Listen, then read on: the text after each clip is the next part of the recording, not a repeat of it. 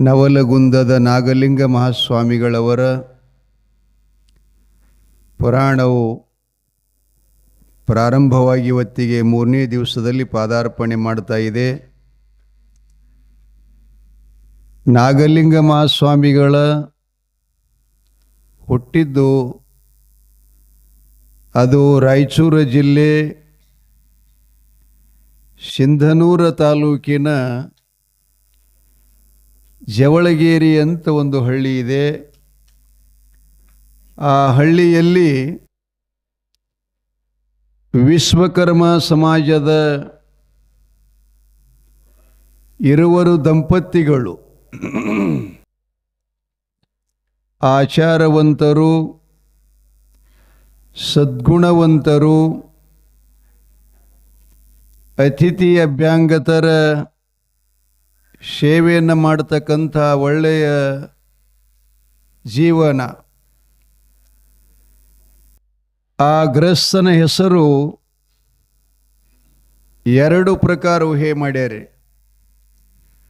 ಒಂದನೇದು ಮೌನಾಚಾರ್ಯ ಅಂತ ಕರ್ಕೊಂಡು ಬಂದಾರ ಗ್ರಾಮೀಣ ಭಾಷೆದೊಳಗೆ, ಮತ್ತು ಹಳ್ಳಿಯ ಒಂದು ಅವಿನಾಭಾವ ಸಂಬಂಧದಿಂದ ಅವನಿಗೆ ಮಾನಪ್ಪ ಅಂತನೂ ಕೂಡ ಕರ್ಕೊಂಡು ಬಂದಿದ್ದಾರೆ. ಅಂದರೆ ನಾಗಲಿಂಗ ಸ್ವಾಮಿಯ ತಂದೆ ಹೆಸರು ಇದು. ಮೌನಾಚಾರ್ಯ ಅವನಿಗೆ ತಕ್ಕಂತೆ ಧರ್ಮಪತ್ನಿ ಸಧರ್ಮಿಣಿಯಾಗಿರುವಂಥ ನಾಗಲಾಂಬಿಕಾ ದೇವಿ ಅಂತ ಆಕೆ ಹೆಸರು. ಅಂದರೆ ಮೌನಾಚಾರ್ಯನ ಧರ್ಮಪತ್ನಿಯಾಗಿರತಕ್ಕಂಥ ಹೆಂಡತಿ ಹೆಸರು ನಾಗಮ್ಮ ಅಥವಾ ನಾಗಲಾಂಬಿಕೆ ಅಂತ ಕರ್ಕೊಂಡು ಬಂದಿದ್ದಾರೆ. ಒಳ್ಳೆಯ ದಂಪತಿಗಳು. ಸ್ವಲ್ಪ ನಾವು ವಿಚಾರ ಮಾಡೋದು ಇದರಲ್ಲಿ ಏನು ಅಂತಂದ್ರೆ, ಮನುಷ್ಯರಲ್ಲಿ 3 ಪ್ರಕಾರದ ಮನುಷ್ಯರಿರುತ್ತಾರೆ. ಸಾತ್ವಿಕ, ರಾಜಸ, ತಾಮಸ ಅಂತ 3 ಪ್ರಕಾರ ವಿಂಗಡ ಮಾಡಿದರೆ ನಮ್ಮ ಅಧ್ಯಾತ್ಮ ಮತ್ತು ಶಾಸ್ತ್ರ ವೇದಾಂತಗಳು. ಆ ಸಾತ್ವಿಕ ಮನುಷ್ಯರ ಸಂತತಿ ಹೆಂಗೆ ಬೆಳೀತದ, ಮತ್ತು ರಾಜಸ್ಸು ಗುಣ ಉಳತಕ್ಕಂಥ ಮನುಷ್ಯರ ಸಂತತಿ ಹೇಗೆ ಬೆಳೀತದೆ, ಮತ್ತು ತಾಮಸಿ ಗುಣ ಉಳತಕ್ಕಂಥ ಮನುಷ್ಯರ ಸಂತತಿಯನ್ನು ಹೇಗೆ ಬೆಳೀತದೆ ಅಂಥೇಳಿ ಸುಮ್ಮನೆ ನಿಮಗೆ ತಿಳಿಯುವ ಹಾಗನೆ ಹೇಳಬೇಕು ಅಂತಂದ್ರೆ, ಸಾತ್ವಿಕ ಜೀವನ ಅಂತಂದ್ರೆ ಏನು ಅಂದರೆ, ಆಹಾರನೂ ಸಹಿತ ಸಾತ್ವಿಕನೇ ಊಟ ಮಾಡ್ತಾರವರು. ಮತ್ತು ಯಾವುದು ವಿಚಾರ ಸಹಿತ ಮಾಡಬೇಕಾಗಿತ್ತು ಅಂದರೆ ಸಾತ್ವಿಕ ಗುಣಗಳಲ್ಲಿ ಅವರಲ್ಲಿರ್ತಾವ. ಸಾತ್ವಿಕ ಅಂದರೆ ಒಳ್ಳೆಯ ಗುಣಗಳು ಒಟ್ಟಾರೆ. ದೇವರ ಮೇಲೆ ಭಕ್ತಿ, ಧರ್ಮವನ್ನು ಆಚರಣೆ ಮಾಡತಕ್ಕಂಥದ್ದು, ಮತ್ತು ಗುರುವಿನ ಮಕ್ಕಳಾಗಿ ಲಿಂಗ ಪೂಜಾ, ಗುರು ಪೂಜಾ, ಲಿಂಗಾರ್ಚನ ಹೀಗೆಲ್ಲ ಮಾಡೋದು, ದಾನ ಧರ್ಮ. ಆ ಬಳಿಕ ಗ್ರಾಮದಲ್ಲಿ ಯಾವುದೇ ಒಂದು ಪುಣ್ಯ ಕಾರ್ಯ ನಡೆದಿತ್ತು ಅಂತಂದ್ರೆ ಎಲ್ಲರಿಗಿಂತಲೂ ಮುಂದಾಗಿ ಹೋಗಿ ಅದಕ್ಕೆಲ್ಲ ತಮ್ಮಲ್ಲಿರ್ತಕ್ಕಂಥ ಕಾಣಿಕೆ ತನುಮನ ಧನವನ್ನು ಕೊಟ್ಟು ಆ ಕಾರ್ಯಕ್ರಮ ಚೆನ್ನಾಗಿ ಆಗಬೇಕು ಅಂತಕ್ಕಂಥ ಸದಿಚ್ಛೆ ಉಳ್ಳವರು ಇವರು ಸಾತ್ವಿಕಕ್ಕೆ.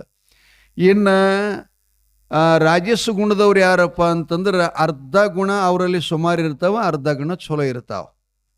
ಯಾವ ರೀತಿ ಇರ್ತಾವೆ, ನಾನೇನು ಮದಪ್ಪನ ಗುಡಿ ಕಡೆ ಹೋಗ್ತಿತ್ತಿಲ್ಲ, ಇವನೇ ಜರ ಒತ್ತಾಯ ಮಾಡ್ಕೊಂಡು ಕರ್ಕೊಂಡು ಹೋಯ್ದ, ಸುಮ್ಮ ಹೋಗಿ ಖಾಲಿ ಹಂಗೆ ಬರೋದಂತ ನಾನು ಪಟ್ಟಿ ಕೊಟ್ಟ ಅಂತ ಹೇಳ್ತಾನೆ ನೀವು. ಸುಮ್ಮನೆ ನಿಮ್ಗೆ ತಿಳಿಯುವಂಥ ಮಾತು. ಇವ್ರಿಗೆ ಏನಂತಾರಂದ್ರೆ ಅರ್ಧ ಹಿಂಗೆ ಅರ್ಧ ಹಂಗೆ. ಆ ಬಳಿಕ ಇನ್ನು ತಾಮಸಿ ಗುಣದವ್ರು ಯಾರು ಅಂತಂದ್ರೆ, ಅವ್ರು ಏನು ಮಾಡ್ತಿರ್ತಾರೆ, ಇಂಥವೇನು ಧರ್ಮ ಕಾರ್ಯ ನಡೆದ ಸಮಯದಲ್ಲಿ ಏನೋ ಮಾರಾಯ ಅತಿ ಓಣಿಗೆ ಹೋದು ಗುಡಿ ಕಟ್ಟ್ಯಾರ, ಓಣಿಗೆ ಹೋಗಿ ಜಾತ್ರೆ ತಯಾರು ಮಾಡ್ಯಾರ, ಎಲ್ಲರ ಪಟ್ಟಿ ರೊಟ್ಟಿನೇ ಕೂಡಿರ್ತಾರಲ್ಲ, ಏನು ತೆಲಿಗಿಲಿ ಕೆಟ್ಟದೇನು ಇವ್ರದ್ದು ಸಮಯ ಎಂಥದ್ದು, ಮಾತೆಂಥದ್ದು, ಬೆಳೆ ಬೆಳೆದಿಲ್ಲ, ಮಳೆಗಾಲ ಹೆಚ್ಚಾಗ್ಯದಲ್ಲ, ಬೀಳು ಬಿದ್ದ ಹೊಲಗಳು, ಕೊಡಲಾರ್ತಕ್ಕಂಥ ಮನಸ್ಸು, ಇಲ್ಲಿ ಬರಲಾರ್ತಕ್ಕಂಥ ಮನಸ್ಸು, ಮಾಡ್ಲಾರ್ತಕ್ಕಂಥ ಮನಸ್ಸು ಇರ್ತಾವಲ್ಲ, ಇಂಥವ್ರು ಏನದರಲ್ಲಿ ಇವರು ತಾಮಸಿ ಗುಣದವರು. ಆ ಬಳಿಕ ಏನಾದರೂ ನಡೆದಿತ್ತು ಕೆಲಸ ಅಂತಂದ್ರೆ ಇದರಾಗ ಒಬ್ಬ ಯಾವರೇ ತನ್ನ ಮಾತು ಕೇಳವಿದ್ದಪ್ಪ ಅಂದ್ರೆ ಈ ಕೆಲಸವನ್ನು ಅಳಗಾಲು ಮಾಡ್ತಕ್ಕಂಥವ್ರು ತಾಮಸಿ ಗುಣಗಳು ಅಂತ ಕರೀತಾರೆ. ನಿಮ್ಗೆ ತಿಳಿ ಅನುಭವಕ್ಕೆ ಗೊತ್ತಿಲ್ಲ, ನಾ ಹೇಳೋದು ಅನುಭವಕ್ಕೆ ಗೊತ್ತಿಲ್ಲ. ಹಿಂಗಿರ್ತಾರಿಲ್ರಿ ಎಲ್ಲ ಕಡೆ. ಇಲ್ಲಿ ಹೇಳುವ ತಾತ್ಪರ್ಯ ಏನಪ್ಪ ಅಂತಂದರೆ, ನಾಗಲಿಂಗ ಸ್ವಾಮಿಗಳು ಇಂಥ ಪವಿತ್ರಾತ್ಮರ ಉದರದಲ್ಲಿ ಜನಿಸಿ ಇಡೀ ಕನ್ನಡ ನಾಡವೇ ಬೆಳಗಿದ. ಜಗತ್ತನ ಕೀರ್ತಿಯನ್ನು ಪಡ್ಕೊಳ್ಳಿಕ್ಕೆ ಕಾರಣ ಏನು ಅದಕ್ಕೆ ಅಂತ ಕೇಳಿದರೆ ಅವನಿಗೆ ಜನ್ಮ ಕೊಟ್ಟಂಥ ತಾಯಿ ತಂದಿಗಳೇ ಕಾರಣ. ಅವ್ರು ಎಂಥ ಗುಣದವರಿದ್ದರು ಅಂತಂದ್ರೆ ನೀವು ಅಂತೀರು ಅಯ್ಯ ಆಕಿ ಬಂಗಾರ ಗುಣದಕ್ಕೆ ಅಂತಂತಿರ್ತೀರಿ ನಿಮ್ಮೊಳಗೆ.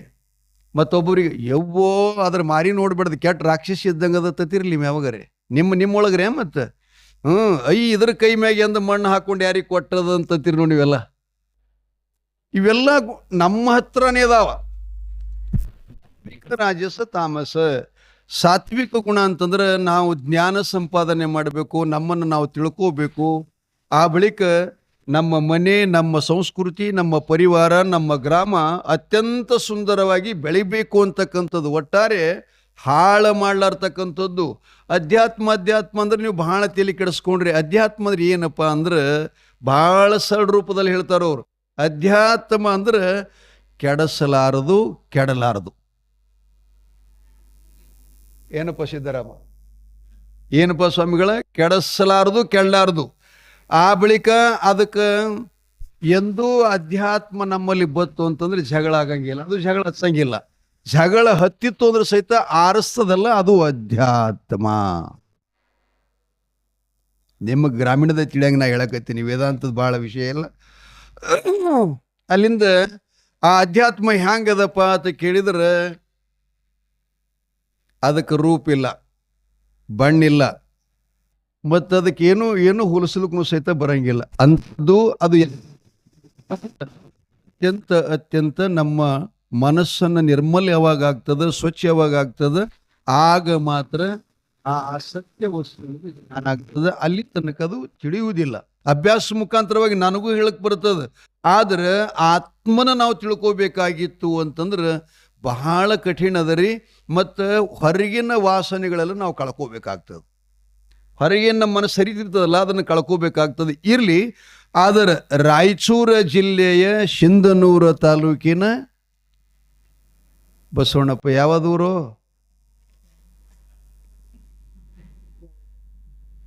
ಜವಳಗೇರಿ ಗ್ರಾಮ ಅಂಥೇಳಿ.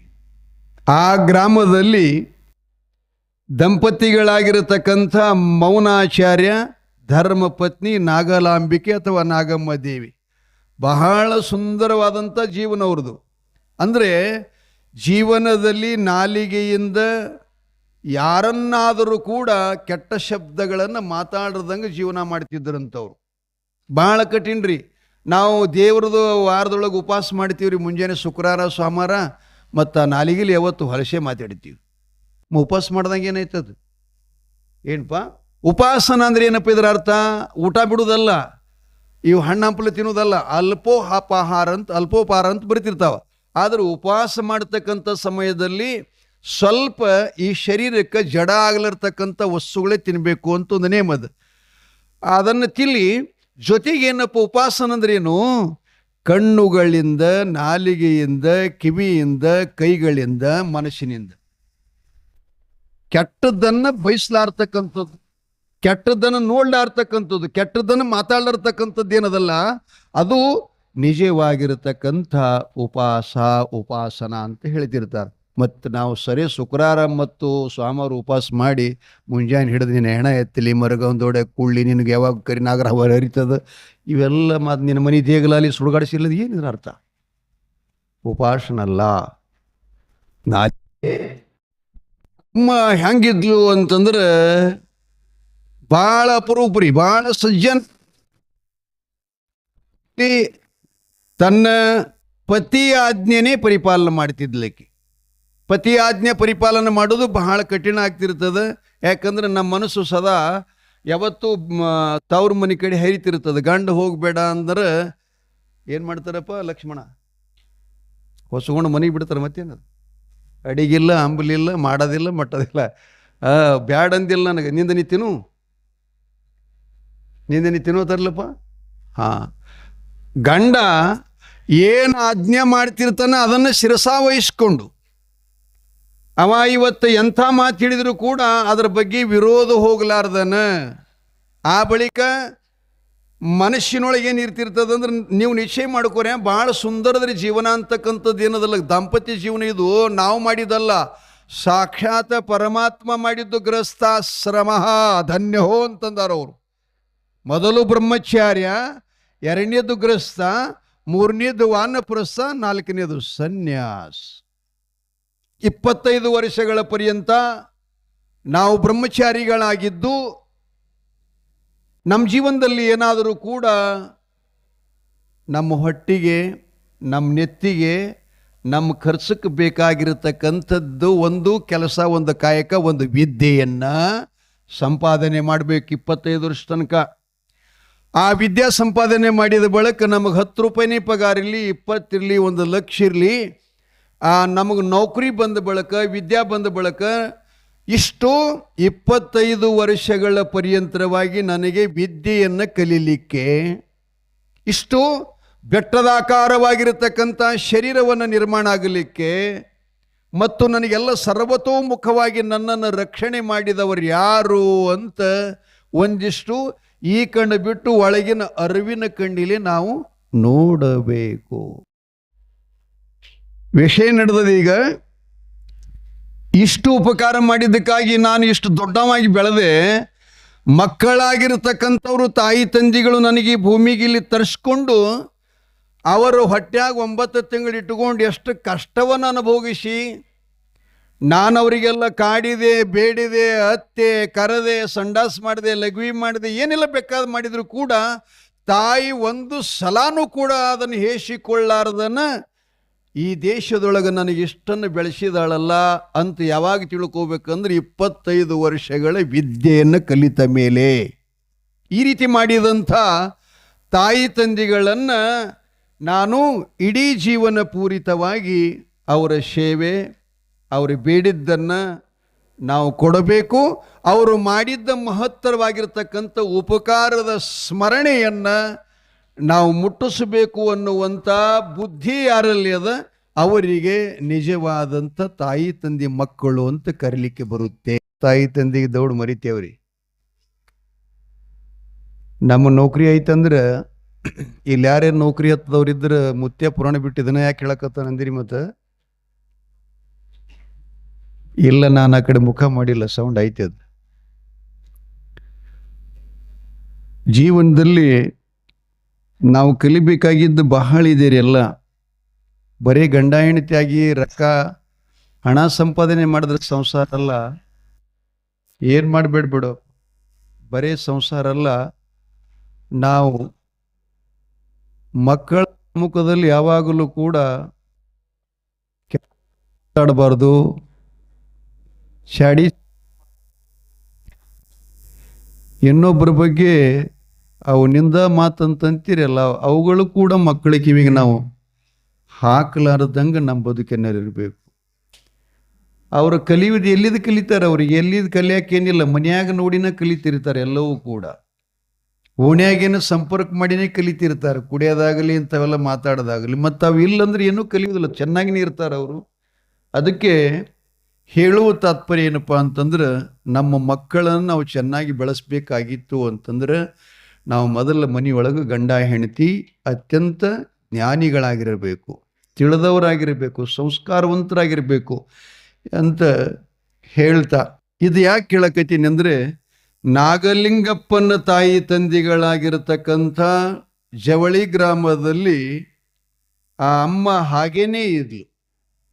ಪತಿಯ ಬರೇ ಕೈ ಸೊನ್ನೆ ಕಣ್ಸೊನ್ನೆ ಮೇಗಿಂದ ಎಲ್ಲ ಕೆಲಸ ಮಾಡ್ತಿದ್ಲಂತ.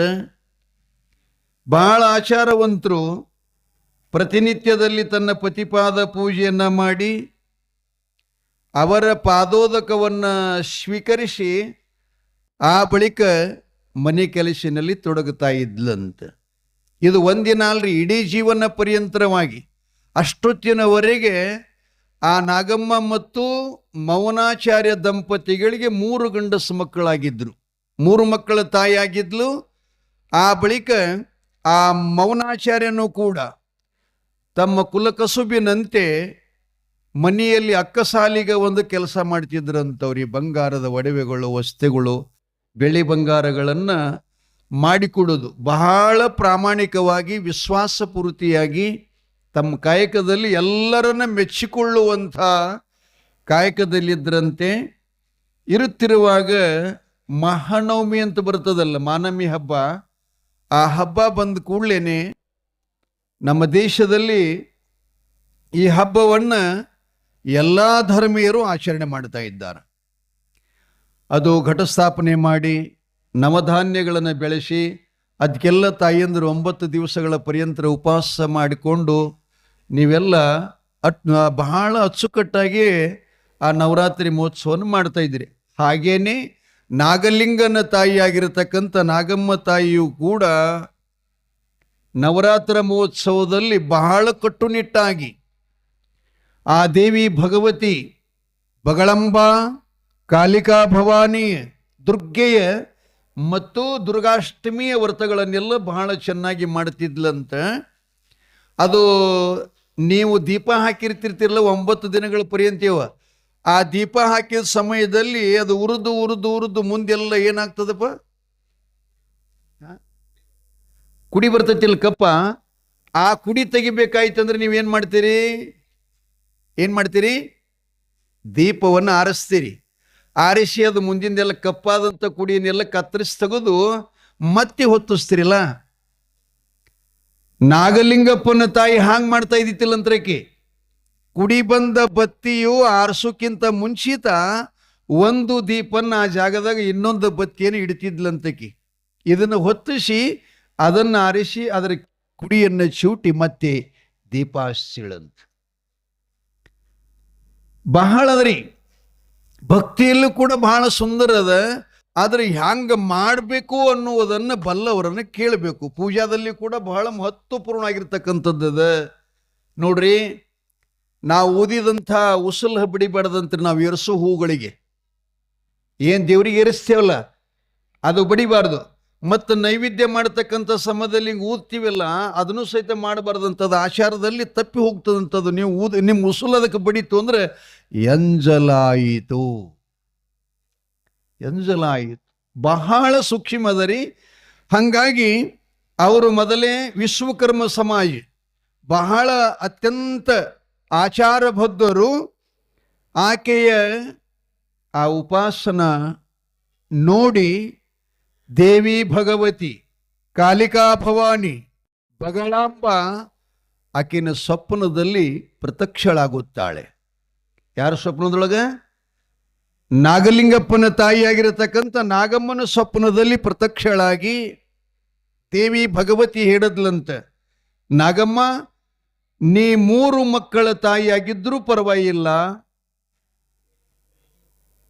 ನಿನ್ನ ಶ್ರದ್ಧೆ, ನಿನ್ನ ಭಕ್ತಿ, ನಿನ್ನ ವಾತ್ಸಲ್ಯ, ನಿನ್ನ ಆಚಾರ, ನಿನ್ನಲ್ಲಿರುವಂಥ ಸದ್ಗುಣಗಳು ಇವುಗಳನ್ನೆಲ್ಲ ನೋಡಿ, ನಿನ್ನ ನಯ ವಿನಯ ಪ್ರೀತಿ ಕರುಣೆಯನ್ನು ನೋಡಿ ನನಗೆ ತುಂಬ ಸಂತೋಷವಾಗಿದೆ. ಆದ್ದರಿಂದ ನಾನು ಭಗವತಿಯಾಗಿದ್ದರೂ ಕೂಡ ನಿನ್ನ ಗರ್ಭದಲ್ಲಿ ಪುರುಷ ರೂಪವನ್ನು ತಾಳಿ ನಿನ್ನ ಮನೆಯ ಕೀರ್ತಿ ಮತ್ತು ಜಗದ ಕೀರ್ತಿಯನ್ನು ಬೆಳಗುವಂಥ ಮಗುವಾಗಿ ಬರುತ್ತೇನೆ ಅಂತ ಕಾಳಿಕಾ ಭವಾನಿ ಸ್ವಪ್ನದಲ್ಲಿ ಹೇಳಿದ್ಲಂತ. ಬೆಳಗ ಮುಂಜಾನೆ ಎದ್ದು ಸ್ನಾನಾದಿ ಕ್ರಿಯೆಗಳನ್ನು ಮುಗಿಸಿಕೊಂಡು ದೇವ ಪೂಜಾರ್ಚನೆ ಮಾಡಿ ಪತಿಪಾದ ಪೂಜೆ ಮಾಡತಕ್ಕಂಥ ಸಮಯದಲ್ಲಿ ಮೌನಾಚಾರ್ಯರನ್ನ ಪೂಜಾ ಮಾಡಾಗ ಪತಿನೇ ಹೇಳಿದ್ಲಂತ, ಸ್ವಾಮಿ ಇಂದು ನನಗೆ ರಾತ್ರಿಯಲ್ಲಿ ಒಂದು ಕನಸು ಕಂಡೆ. ಆ ಕನಸಿನೋಳು ಜಗಜ್ಜನನಿ ವಿಶ್ವಾಂಬರಿ ವೈಷ್ಣವಿ ಭಗವತಿ ಕಲ್ಯಾಣಿ ರುದ್ರಾಣಿ ರಮಿ ಓಂಕಾರ ರೂಪಿಣಿ ಗಣಾನಗಾನ ಪ್ರೀತಿ ಅಂತಂತಾರಲ್ಲ ಆ ದೇವಿ ಪೂಜಾ ಮಾಡಾಗ 108 ನಾಮಾವಳಿ ಹೌದಲ್ಲ, ಹ್ರಿಂಕಾರಿವಾಣಿ ಕಲ್ಯಾಣಿ. ಆ ದೇವಿ ಭಗವತಿ ಕಾಳಿಕಾ ಭವಾನಿ ಎನ್ನ ಸ್ವಪ್ನದಲ್ಲಿ ಬಂದು ನಮ್ಮಿಬ್ಬರ ಭಕ್ತಿಗೆ ಒಲಿತು ಆ ದೇವಿನ ನನ್ನ ಗರ್ಭದಲ್ಲಿ ಗಂಡು ಮಗುವಾಗಿ ಜನಿಸುತ್ತಾಳೆ ಅಂತ ನನಗೆ ಅಭಯ ಆಶೀರ್ವಾದವನ್ನು ಮಾಡಿದಾಳ್ರಿ ಅಂತ ಪತಿದೇವನಿಗೆ ಹೇಳಿದಾಗ ಅವರಿಗೂ ಕೂಡ ಬಹಳ ಸಂತೋಷ ಆಗ್ತಾ ಇದೆ. ಅಷ್ಟರದೊಳಗೆ ಅವರದ ಕುಲದೇವ ಗುರುಗಳಾಗಿರ್ತಕ್ಕಂಥ ಈಗೇನು ಮಂಡ್ಯ ಜಿಲ್ಲೆ ಅದಲ್ಲ, ಮಂಡ್ಯ ಜಿಲ್ಲೆಯೊಳಗೆ ಶ್ರೀರಂಗಪಟ್ಟಣದ ಪರಿಸರದ ಒಂದು ಹಳ್ಳಿ ಬಮ್ಮೂರು ಅಂತ ಬರ್ತದೆ. ಅಲ್ಲಿ ಒಬ್ಬರು ಮಹಾತ್ಮರಾಗಿ ಹೋಗಿದ್ದಾರೆ. ಅವರು ಕರಸ್ಥಲ ನಾಗಲಿಂಗ ಸ್ವಾಮಿಗಳು ಅಂತ. ಅವರು ಈ ವಿಶ್ವಕರ್ಮ ಸಮಾಜಕ್ಕೆ ಸೇರಿದವರು. ಗೃಹಸ್ಥ ಜೀವನದಲ್ಲಿದ್ದರೂ ಕೂಡ ಈ ಭೂಖಂಡದಲ್ಲಿ ಅತ್ಯಂತ ಸಿದ್ಧಿಯನ್ನು ಪ್ರಾಪ್ತ ಮಾಡಿಕೊಂಡವರು. ತತ್ವಜ್ಞಾನ, ಅನುಭವ ಮತ್ತು ಸಕಲ ಶಾಸ್ತ್ರಗಳನ್ನು ಕರಗತ ಮಾಡಿಕೊಂಡು ಅತ್ಯಂತ ಪರಮ ಜ್ಞಾನಿಗಳಾಗಿದ್ದರಂತ.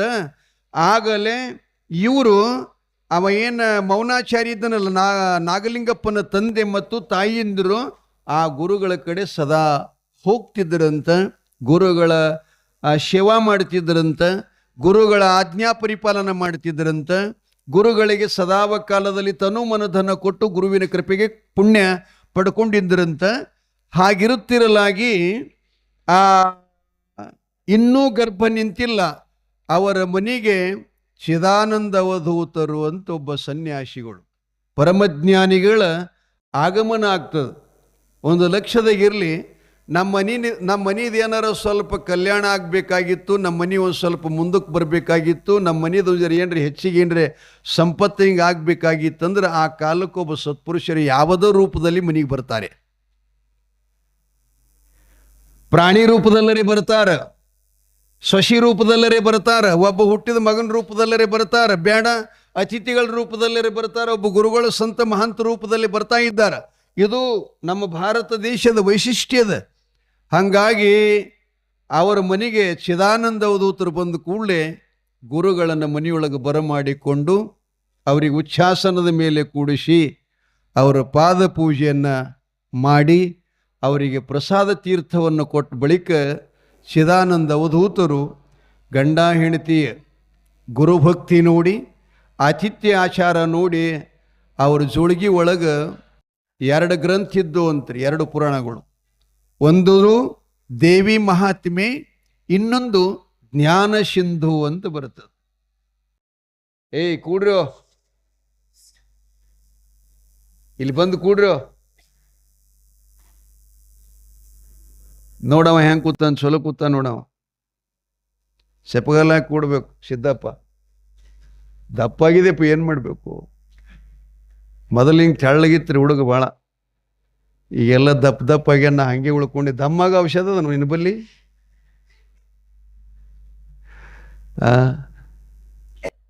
ಏನು ಹೇಳಾಗತ್ತೀವಪ್ಪ ಬಸವಣ್ಣ? ಏನು ಹೇಳಾಗತ್ತೀವಿ? ನಾಗಲಿಂಗ ಸ್ವಾಮಿಗಳಿಗೆ ಚಿದಾನಂದ ಗುರುದೇವರು ಬಂದು ಅವರ ಭಕ್ತಿ, ಅವರ ಅಂತಃಕರಣ ನೋಡವರಿಗೆ ಮುಂದಿನ ಜ್ಞಾನ ಆಯ್ತಂತ, ಭವಿಷ್ಯ ಜ್ಞಾನ ಆಯ್ತಂತ. ಈ ದಂಪತಿಗಳ ಉದರದಿಂದ ಮುಂದೊಂದು ದಿನದಲ್ಲಿ ಒಬ್ಬ ಪರಮಜ್ಞಾನಿಯನ್ನು ಹುಟ್ಟುತ್ತಾನೆ, ಪರಮ ವಿರಾಗಿ ಹುಟ್ಟುತ್ತಾನೆ, ಅವಧೂತ ಪುರುಷ ಹುಟ್ಟುತ್ತಾನಂಥೇಳಿ ಅವರ ಭಕ್ತಿಗೆ ಮೆಚ್ಚಿ ಅವ್ರು ಏನು ಕೊಟ್ಟರು ಅಂತಂದರೆ, ಒಂದು ಗ್ರಂಥ ದೇವಿ ಮಹಾತ್ಮೆ, ಇನ್ನೊಂದು ಗ್ರಂಥ ಯಾವುದು ಅಂತಂದ್ರೆ ಜ್ಞಾನ ಸಿಂಧು. ಜ್ಞಾನ ಸಿಂಧು ಅಂದರೆ ಷಣ್ಮುಖನಿಗೆ ಶಿವನು ವಿರಕ್ತ ತತ್ವವನ್ನು ಹೇಳಿದಂಥ ಗ್ರಂಥದು. ಭಾಳ ಅದ್ಭುತ ಗ್ರಂಥದ. ಅದು ಯಾವ ಓದ್ತಾನ ಅವ ಮನೆಗೆ ಬರಲತ್ತ. ಆ ಗ್ರಂಥ ಏನು ಹೇಳ್ತದೆ? ಯಾವ ಮನುಷ್ಯ ಎಷ್ಟು ದಿನ ಬದುಕ್ತಾನ, ಅವ ಏನಾಗಿ ಬದುಕ್ತಾನ, ಎಷ್ಟು ದಿನಕ್ಕೆ ಅವನಿಗಿಂತ ರೋಗ ಬರ್ತದೆ, ಅವ ಎಷ್ಟು ದಿನಗಳನ್ನು ಆ ರೋಗದಿಂದ ನೆರಳತಾನ, ಮತ್ತು ಯಾವ ರೀತಿಯಾಗಿ ಅವನು ಪ್ರಾಣ ಹೋಗ್ತದೆ. ಆ ಬಳಿಕ ಒಂದು ಮನುಷ್ಯ ಇವನ ಕೈಯೊಳಗೆ ಯಾವಾಗ ಸಂಪತ್ತು ಸಿಗ್ತದೆ, ಇವನಿಗೆ ರಾಜ್ಯಗಾದಿ ಸಿಗ್ತದೆ. ಒಟ್ಟಾರೆ ಜೀವನದೊಳಗೆ ನಮ್ಮ ಭೋಗ ಉಪಲಬ್ಧವಾಗತಕ್ಕಂಥ ಏನ ಭೋಗದಲ್ಲ ಅದು ಹೇಳುವಂಥದ್ದೇ ಜ್ಞಾನ ಸಿಂಧು. ಗರ್ಭ ಇದ್ದ ಹೆಣ್ಣುಮಗಳು ಇದನ್ನ ಹಿಡಿತಾಳ ಅನ್ನುವಂಥ ಹೇಳುವಂಥ ಜ್ಞಾನ ಕೂಡ ಅದರಲ್ಲಿರ್ತದೆ. ನೀವು ಅಂತೀರಿ ನೋಡು, ಭಾಳ ಶರಣ್ಯ ನಾವು ಸ್ವಾಮಿ ಆ ಮಹಾರಾಜ ಹಿಂಗೆ ಹಿಡಿದ್ ನೋಡವ, ಹಂಗಾಯ್ತಂತಾರೆ ನೋಡ್ರಿ. ಅವ್ರು ಯಾರಾದರೂ ಹಾಗೆ ಹೇಳೋರಿದ್ರು ಅಂತಂದ್ರೆ ಜ್ಞಾನ ಸಿಂಧು ಗ್ರಂಥ, ಅದಕ್ಕೆ ಇನ್ನೊಂದು ನೀಲಿ ಹೊತ್ತಿಗೆ ಅಂತ ಕರೀತಾರೆ. ಆದರೆ ಆ ಹೊತ್ತಿಗೆ ಸಿಗಲ್ರಿ. ಅದ್ರಾಗ 4 ಭಾಗ ಆಗಿ ಇದು ಒಂದು ಜ್ಞಾನ ಸಿಂಧು ಅಂತ ಸಿಕ್ಕದ. ಉಳಿಕೆ ಸಿಕ್ಕಿಲ್ಲ ನಾ ಗ್ರಂಥ. ನಾನು ಭಾಳ ದಿವಸ ಆಯ್ತು ನೋಡಕತ್ತೀನಿ, ಎಲ್ಲಿ ಲಭ್ಯ ಇಲ್ಲದು, ಪ್ರಿಂಟ್ ಇಲ್ರಿ ಅದು. ಎಲ್ಲೆಲ್ಲೆಲ್ಲೇ ಒಂದು 100-200 ವರ್ಷಗಳ ಹಿಂದೆ ಒಬ್ಬರ ಕಡೆ ಉಳಿದು ಸಿಗ್ಬೋದು. ಅಂಥ ಗ್ರಂಥವನ್ನು ಅದು ಇವ್ರಿಗೆ ಕೊಟ್ಟರು. ಯಾಕೆ ಕೊಟ್ಟರು ಅಂತಂದ್ರೆ ಅವ್ರಿಗೆ ಹೇಳ್ತಾರೆ, ಅಮ್ಮ ನಾಗಲಾಂಬಿಕಾ, ಮೌನಾಚಾರ್ಯ, ನೀವಿಬ್ಬರೂ ಸದ್ಗುಣ ಸಂಪನ್ನರು ಮತ್ತು ಸಂಸ್ಕಾರವಂತರು, ಆ ಬಳಿಕ ಆಚಾರವಂತರು. ಈ ಗ್ರಂಥ ನಿಮಗೆ ನಾನು ಆಶೀರ್ವಾದ ರೂಪವಾಗಿ ಕೊಡುತ್ತೇನೆ. ಇದನ್ನು ನಿತ್ಯದಲ್ಲಿ ನೀವು ಪೂಜಾ ಮಾಡಿ, ನೀನು ಪಾರಾಯಣ ಮಾಡು, ನಿನ್ನ ಹೆಂಡತಿ ಕೇಳಿ. ಈ 2 ಗ್ರಂಥಗಳ ಪಾರಾಯಣ ಮುಗಿಯುವುದರೊಳಗಾಗಿ ನಿನ್ನ ಹೆಂಡತಿಗೆ ಗರ್ಭ ನಿಲ್ಲುತ್ತೆ. ಚಿದಾನಂದ ಅವಧೂತರು ಹೇಳ್ತಾರೆ, ಈ ಜ್ಞಾನಸಿಂಧು ಮತ್ತು ದೇವಿ ಮಹಾತ್ಮೆಯ ಪಾರಾಯಣವನ್ನು ಮುಗಿಯುವುದರೊಳಗಾಗಿ ಆ ಎಮ್ಮಗ ಗರ್ಭ ನಿಲ್ತದ.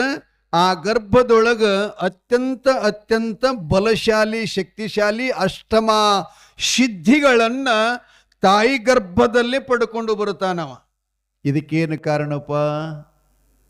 ಪುರಾಣ ಪಾರಾಯಣ, ಜ್ಞಾನಸಿಂಧು ಅಧ್ಯಯನ, ಸ್ವಾಧ್ಯಾಯನ ಅಂತ ಬರ್ತಾವ.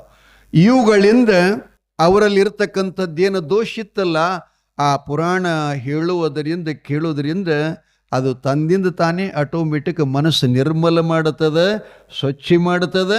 ಅವರ ದೇಹದೊಳಗೆ ಹರಿತಕ್ಕಂಥ ರಕ್ತನೂ ಕೂಡ ಪರಿಶುದ್ಧವಾಗುತ್ತದೆ.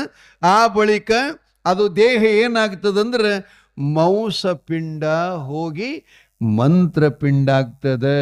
ಆ ಬಳಿಕ ಆ ತಾಯಿ ಮತ್ತು ತಂದೆಯಲ್ಲಿ ಹರಿತಕ್ಕಂಥ ರಕ್ತರೇತಸ್ಸುಗಳು ಅತ್ಯಂತ ಸುಂದರವಾಗಿ ಸಾತ್ವಿಕವಾಗಿರುತ್ತವೆ. ಆದ್ದರಿಂದ ಅವ ಹೇಳ್ತಾನೆ, ಗುರುಗಳು, ಈ ಗರ್ಭ ನಿಂತ ಕೂಡಲೇ ಅಮ್ಮ ನೀನು ಗಂಡ ಮಗುವಿಗೆ ಜನ್ಮ ತಾಳತಿ. ಆ ಬಳಿಕ ನೀವೇನಿಷ್ಟು ಕಟ್ಟುನಿಟ್ಟಾದಂಥ ಉಪಾಸನೆ ಮಾಡುತ್ತೀರಲ್ಲ ಭಗವತಿ ಜಗದಂಬಿದು, ಆ ಕಾಲಿಕಾ ಭವಾನಿನ, ಬಗಳಾಂಬನ, ಜಗನ್ಮಾತೆ ಅಂಬಾ ಭವಾನಿನ ಪುರುಷ ರೂಪವನ್ನು ತಕೊಂಡು ಬಂದು ನಿಮ್ಮ ಇಡೀ ಇದೇನ ವಿಶ್ವಕರ್ಮ ಸಮಾಜ ಇದೆಯಲ್ಲ, ಅಷ್ಟೇ ಅಲ್ಲ 18 ಕುಲದ ಜೀವಿಗಳನ್ನೆಲ್ಲ ಉದ್ಧಾರ ಮಾಡತಕ್ಕಂಥ ಪರಮ ಜ್ಞಾನಿಯ ಜನ್ಮವಾಗುತ್ತಾ ಇದೆ ಅಂಥೇಳಿ ಚಿದಾನಂದ ಅವಧೂತರು ಹೇಳಿದ್ರು. ಅವರಿಗೆ ಹೇಳಿದ ಆ ಕ್ಷಣ ಗುರುಗಳ ವಾಕ್ಯವನ್ನು ಕೇಳಿ ಆ ಗ್ರಂಥಗಳು ತಗೊಂಡು ಅವರು ಪ್ರತಿನಿತ್ಯದಲ್ಲಿ ಅದನ್ನು ಪ್ರಾತಃ ಕಾಲ ಸಂಧ್ಯಾ ಅಂದರೆ ಸಂಧ್ಯಾ ವಂದನ ಅಂತೀರಲ್ಲ, ಮುಂಜಾನೆ ಒಂದು ಸಲ, ಆ ಬಳಿಕ ಸಾಯಂಕಾಲ ಒಂದು ಸಲ ಆ ಪುರಾಣವನ್ನು ಇಬ್ಬರು ಸ್ನಾನ ಶುಚಿಗಳನ್ನಾಗಿ ಅತ್ಯಂತ ಭಯಭಕ್ತಿಯಿಂದ ಆ ದೇವಿ ಮತ್ತು ಶಿವನ ಮೇಲೆ ಅತ್ಯಂತ ಭಕ್ತಿನಿಟ್ಕೊಂಡು ನಿತ್ಯದಲ್ಲಿ ಅದನ್ನು ಪಾರಾಯಣ ಮಾಡ್ಕೋತ ಕೇಳ್ತಾ ಹೋಗ್ತಾ ಇದ್ದಾರೆ. ಗುರುಗಳು ಹೇಳಿದ ಹಾಗೆ ಆ ಎಮ್ಮಗೆ 3 ಮಕ್ಕಳಾದ ನಂತರ ಇದು ರೀ, ಎಷ್ಟು ಮಕ್ಕಳಾದ ನಂತರ? 3 ಮಕ್ಕಳಾದ ನಂತರ ಚಿದಾನಂದ ಅವಧೂತರ ಆಶೀರ್ವಾದದಿಂದ ಆ ತಾಯಿ ನಾಗಮ್ಮ ದೇವಿಗೆ ಸೂಸಲ ನಿಲ್ಲುತ್ತೆ. ಅಂದರೆ ಗರ್ಭಧಾರಣ ಮಾಡ್ತಾ ಇದ್ದಾಳೆ. ಇಬ್ಬರು ಗಂಡ ಹೆಂಡತಿ ವಿಚಾರ ಮಾಡಿದ್ರು, ಮಹಾಪುರುಷರು ಎಮ್ಮನಿಗೆ ಆಗಮಿಸಿ ಪಾತ್ಪೂಜೆ ಸ್ವೀಕರಿಸಿ ಪ್ರಸಾದವನ್ನು ತಗೊಂಡು ನಮಗೆಂಥ ಆಶೀರ್ವಾದ ಮಾಡಿದ್ರು ಅಂತಂದ್ರೆ, ಹಿಂಗೆ ಪುಸ್ತಕದ ಕೊಟ್ಟರೆ ನಿಮ್ಗೆ ಸಂತೋಷ ಆಗ್ತದೆ. ನೀವು ಆಗಿದ್ರೆ ಏನಾರ ಕೊಡ್ತಾನಂತ ಮಾಡಿದ್ದೇವೆ, ಮುತ್ಯ ಮನೆಗೆ ಬಂದವ 2 ಪುಸ್ತಕ ಬರೆದದ್ದು ಕೊಟ್ಟು ಹೋಗ್ಯಾನ, ಏನು ಮಾಡಬೇಕಿದ್ದಾನೆ ಆಶೀರ್ವಾದನ ಅಂತ ನಾವು ಅಂತೀವಿ. ಆದರೆ ಒಂದು ಸ್ವಲ್ಪ ನೀವು ರೂಢಿ ಮಾಡಿಕೊಡ್ರಿ. ಒಂದು ಯಾವುದೇ ಶಿವಪುರಾಣ ಆಗಲಿ, ವಿಷ್ಣು ಪುರಾಣ ಆಗಲಿ, ಭಾಗವತ ಆಗಲಿ, ಯಾವುದೇ ಒಂದು ಪುರಾಣನ ಪ್ರತಿನಿತ್ಯದಲ್ಲಿ ನಾವು ಮುಂಜಾನೆ ಎದ್ಕೊಂಡು ಸ್ವಲ್ಪ ಓದುವುದು ಪ್ರಾಕ್ಟೀಸ್ ಇಟ್ಕೋರಿ. ಮತ್ತು ನಿಮಗೆ ಹೇಳೋದಂದ್ರೆ, ಈಗ ಮುಂದೆ ಬಾದ್ಮಿ ಬರ್ತದೆ, ಬಾದ್ಮಿ ತನಕ 1 ವರ್ಷ ತನಕ ಒಂದು ಪುರಾಣ ಒಂದೇ ಸಾಲ ಓದ್ರಿ. ಏನು ಹೇಳ್ತಿ ಮುತ್ಯ, ನಿನ್ನಂಗೆ ನಾವೇನು ಕುಲ್ಲ ಇದ್ದೇವೇನು, ನಿನ್ನಂಗೆ ನಾವು ಊರೂರು ತಿರ್ಗಾವ್ರೇನು ಅಂತ ಹಿಂಗೂ ಅನ್ಬೋದು. ತಾಯಿ ತಂದಿಗಳೇ, ಎಲ್ಲಕ್ಕಿಂತ ಮುಂಚಿತವಾಗಿ ಸ್ವಲ್ಪ ಹೇಳುವುದನ್ನು ರೂಢಿ ಇಟ್ಕೊಂಡು ಮನೆ ಕೆಲಸ ಪ್ರಾರಂಭ ಮಾಡೋಕ್ಕಿಂತ ಪೂರ್ವ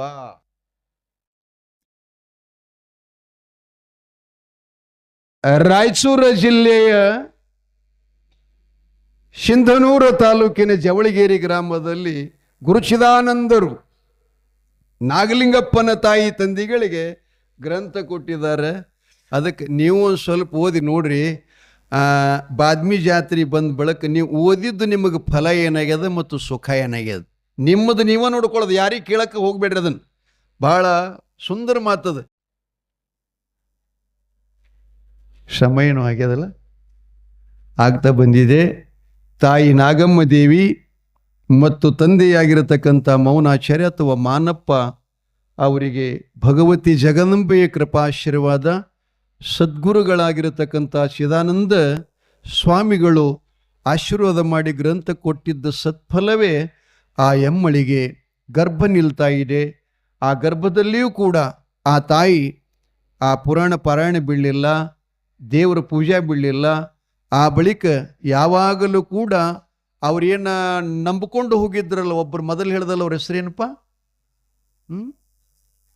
ಕರಸಲ ನಾಗಲಿಂಗ ಸ್ವಾಮಿಗಳು ಅಂತ ಅವರ ಕುಲಪುರೋಹಿತರು ಅವರೆಲ್ಲ, ಅವ್ರದ ಗುರುಗಳು. ಅವರ ಸ್ಮರಣೆ ಮಾಡುತ್ತಾ ತಾಯಿಯ ಗರ್ಭ ದಿನೇ ದಿನೇ ಬೆಳೀತಾ ನಡೀತು ಅನ್ನುವಂಥದ್ದನ್ನು ಹೇಳ್ತಾ, ನಾಳೆ ಆ ತಾಯಿ ನಾಗಲಿಂಗ ಸ್ವಾಮಿಗಳಿಗೆ ಜನ್ಮ ಕೊಡ್ತಾ ಇದ್ದಾಳೆ. ಆ ಜನ್ಮದಾತನ ತೊಟ್ಟಿಲ ಕಾರ್ಯಕ್ರಮವನ್ನು ನಾವು ನಾಳೆ ಮಾಡಬೇಕು. ಆದ್ದರಿಂದ ತಾಯಿಯಂದರು, ಇದು ಪುರಾಣ ಬಹಳ ಕಡೆ ನಿಮ್ಗೆ ಕೇಳಕ್ಕೆ ಸಿಗೋದಿಲ್ಲ, ಯಾರು ಹೇಳೇ ಇಲ್ಲದನ್ನು. ಇಲ್ಲಿ ಬಾಳೆ ನಮ್ಮ ಕಲಬುರಗಿ ಭಾಗದಲ್ಲಿ ನಡೀತಕ್ಕಂಥ ಪುರಾಣಗಳಂದ್ರೆ ಗುಡ್ಡಾಪುರ ದಾನಮ್ಮ, ಬಸವಣ್ಣವ್ರ ಪುರಾಣ, ಕಡಕೋಳ ಮಡಿವಾಳಪ್ಪಂದು, ಇವುಗಳೇ ಸಾಕಷ್ಟು ಸಿದ್ಧಾರೂಢದ್ದು ನಡೀತಾವೆ. ಈ ಪುರಾಣನ ಯಾರೂ ಹಚ್ಚಿಲ್ಲ. ಬಹಳ ವಿಶೇಷವಾಗಿರ್ತಕ್ಕಂಥ ಪುರಾಣದ.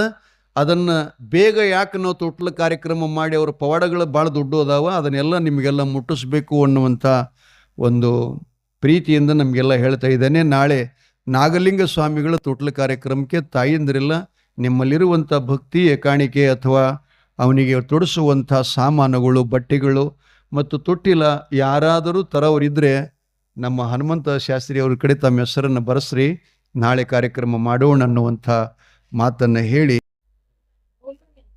ನೂಲು ಹುಣ್ಣಿಮೆ ಅಥವಾ ಈಗ ನಾವು ಆಚರಣೆ ಮಾಡ್ತಕ್ಕಂಥದ್ದು ರಕ್ಷಾಬಂಧನ, ಆ ಹುಣ್ಣಿ ದಿನಾನ ಪ್ರಾತಃ ಕಾಲದಲ್ಲಿ ಅವದು ಜವಳಿಗೇರಿ ಗ್ರಾಮದ ಪವಿತ್ರವಾಗಿರತಕ್ಕಂಥ ದಂಪತಿಗಳಾಗಿರುವಂಥ ನಾಗಲಾಂಬಿಕೆ ಹಾಗೂ ಪತಿದೇವನಾಗಿರತಕ್ಕಂಥ ಮೌನಾಚಾರ್ಯರ ಸಂಭೂತನಾಗಿ ಗುರುಗಳಾಗಿರತಕ್ಕಂಥ ಕರಸ್ಥಲಲಿಂಗ ನಾಗಲಿಂಗ ಸ್ವಾಮಿಗಳ ಆಶೀರ್ವಾದ ಮತ್ತು ಚಿದಾನಂದರ ಆಶೀರ್ವಾದ ಜೊತೆಗೆ ಭಗವತಿನ ಸಾಕ್ಷಾತವಾಗಿ ಕಾಲಿಕಾ ಭವಾನಿ ನಾಗಮ್ಮನ ಉದರದಲ್ಲಿ ಪುರುಷ ರೂಪವನ್ನು ತಾಳಿ ಈ ಧರಿಗೆ ಬಂದು ಅವರ ಜನ್ಮ ಆಯಿತು ಅಂತಕ್ಕಂಥದ್ದನ್ನು ಪುರಾಣದಲ್ಲಿ ಬರ್ತಾ ಇದೆ.